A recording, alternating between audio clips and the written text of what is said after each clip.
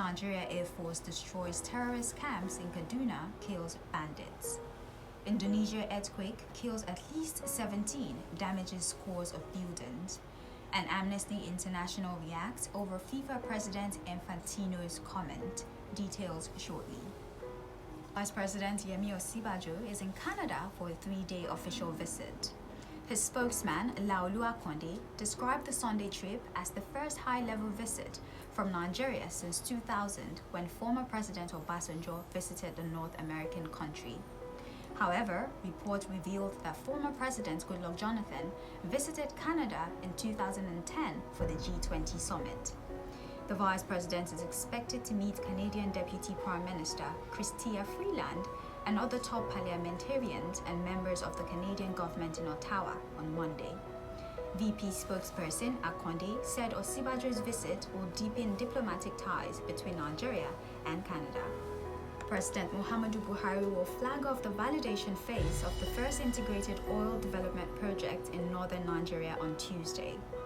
The event will take place at the Kolmani OPL's 809 and 810 exploration sites in a border community between Bauchi and Gombe states.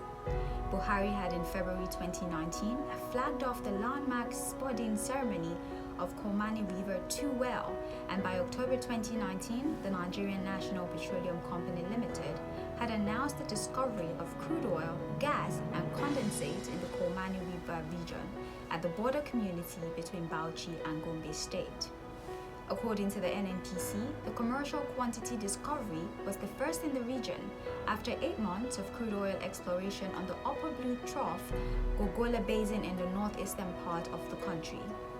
Section 9 of the Petroleum Industry Act established Frontier Exploration Fund with the allocation of 30% of profit oil and profit gas from NNPC's upstream oil and gas contracts for the purpose. Been reported killed in Kaduna State at the weekend. The followed fresh raid by the Nigerian Air Force that destroyed their camps and forced several others to flee with different degrees of injuries. The state government confirmed the operation, saying the air component of Operation Whale Punch has continued aerial assaults on identified bandit enclaves around Kaduna since last week. The Commissioner for Internal Security and Home Affairs, Samuel Arunwa, disclosed that the hideout of Ali Kawaje in Birnin Gwari Local Council was targeted and destroyed, as well as those of Musa Pajelo and Kachala Bello. It was gathered that armed reconnaissance was carried out over Rima, Yawa, Rumana, Kaduna Airport area, and adjoining locations in Igaji Local Council. The security situation in Zamfara State has significantly improved.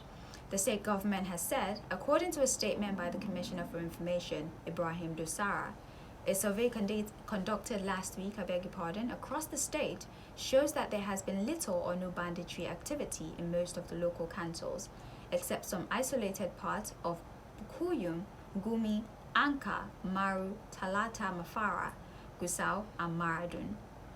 The Commissioner urged security agencies and the federal government to continue supporting Governor Bello Matawale's resolve to restore lasting peace in the state.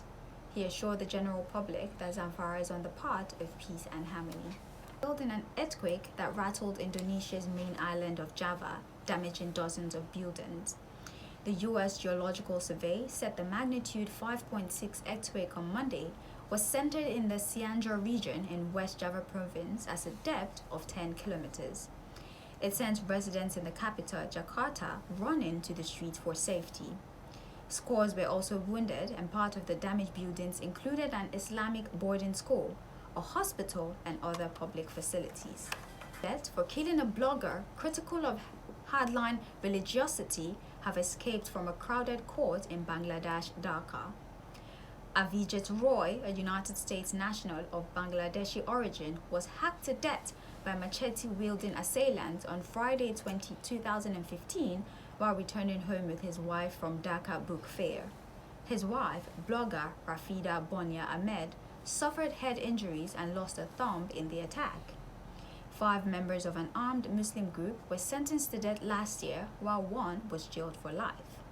According to police, 2 of those sentenced to death escaped on Sunday after bikers sprayed chemicals on the police and took the convicts away. The police said border security officials had been put on top alert to stop the men from fleeing the country. Police also announced an award of $19,350 for tracing the convicts. The convicted men are said to belong to the Al-Qaeda-inspired Ansarullah Bangla team. The International has reacted to the FIFA president Gianni Infantino's comments, lambasting the Western critics of Qatar's human rights record over what he termed as hypocrisy and double moral standards. Infantino's remark triggered response from the rights group, accusing the FIFA chief of brushing aside legitimate criticism. Amnesty stated, Gianni Infantino is dismissing the enormous price paid by the migrant workers to make his flagship tournament possible, as well as FIFA's responsibility for it. Infantino had on Saturday made a fierce defense of the World Cup in the Gulf state on the eve of the kickoff at his opening press conference in Doha, Qatar. The FIFA boss, a Swiss Italian, stated that the Western countries are not in a position to criticize Qatar's poor treatment of the LGBT communities and migrant workers. Headlines: Vice President Osibajo in Canada on 3-day official visit. Nigeria Air Force destroys terrorist camp in Kaduna, kills bandits. Indonesia earthquake kills at least 17, damages scores of buildings. And Amnesty International react over FIFA President Infantino's comment. And that concludes the Jordan Midday News as produced by Olushola John Jacobs. Follow us on all of our social media platforms, on Instagram at Jordan105FM Lagos, on Facebook at Jordan105.5FM, on Twitter at Jordan105FM. Thank you for listening. Do join us for another bulletin at 4. I am Babalola Sage. Good afternoon.